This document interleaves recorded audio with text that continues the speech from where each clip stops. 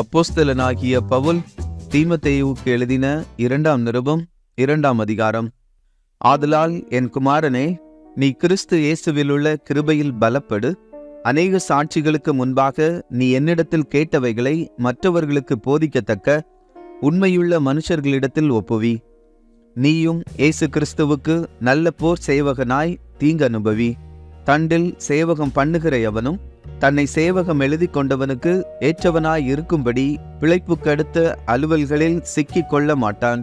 மேலும் ஒருவன் மல்யுத்தம் பண்ணினாலும் சட்டத்தின்படி பண்ணாவிட்டால் முடிசூட்டப்படான். பிரயாசப்பட்டு பயிரிடுகிறவன் பலனில் முந்தி பங்கடைய வேண்டும். நான் சொல்லுகிறவைகளை சிந்தித்துக்கொள். கர்த்தர் எல்லா காரியங்களிலும் உனக்கு புத்தியை தந்தருளுவார். தாவீதின் சந்ததியில் பிறந்த இயேசு கிறிஸ்து என் சுவிசேஷத்தின்படியே மரித்தோரிலிருந்து எழுப்பப்பட்டவர் என்று நினைத்துக்கொள். இந்த சுவிசேஷத்தின் நிமித்தம் நான் பாதகன் போல கட்டப்பட்டு துன்பத்தை அனுபவிக்கிறேன். தேவ வசனமோ கட்டப்பட்டிருக்கவில்லை. ஆகையால் தெரிந்து கொள்ளப்பட்டவர்கள் கிறிஸ்து இயேசுவினால் உண்டான இரட்சிப்பை நித்திய மகிமையோடே பெற்றுக்கொள்ளும்படி சகலத்தையும் அவர்கள் நிமித்தமாக சகிக்கிறேன். இந்த வார்த்தை உண்மையுள்ளது என்னவெனில், நாம் அவரோடே கூட மரித்தோமானால் அவரோடே கூட பிழைத்தும் இருப்போம். அவரோடே கூட பாடுகளை சகித்தோமானால் அவரோடே கூட ஆளுகையும் செய்வோம். நாம் அவரை மறுதலித்தால் அவரும் நம்மை மறுதலிப்பார். நாம் உண்மையில்லாதவர்களாய் இருந்தாலும் அவர் உண்மையுள்ளவராய் இருக்கிறார். அவர் தம்மைத்தாம் மறுதலிக்க மாட்டார்.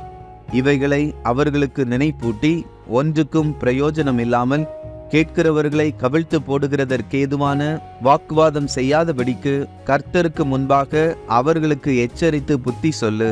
நீ வெட்கப்படாத ஊழியக்காரனாயும் சத்திய வசனத்தை நிதானமாய் பகுத்து போதிக்கிறவனாயும் உன்னை தேவனுக்கு முன்பாக உத்தமனாக நிறுத்தும்படி ஜாக்கிரதையாயிரு. சீர்கேடான வீண் பேச்சுகளுக்கு விலகியிரு. அவைகளால் அவர்கள் அதிக அவபக்தி உள்ளவர்கள் ஆவார்கள். அவர்களுடைய வார்த்தை அரி பிளவையை போல படரும்.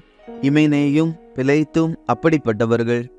அவர்கள் சத்தியத்தை விட்டு விலகி உயிர்த்தெழுதல் நடந்தாயிற்றென்று சொல்லி சிலருடைய விசுவாசத்தை கவிழ்த்து போடுகிறார்கள்.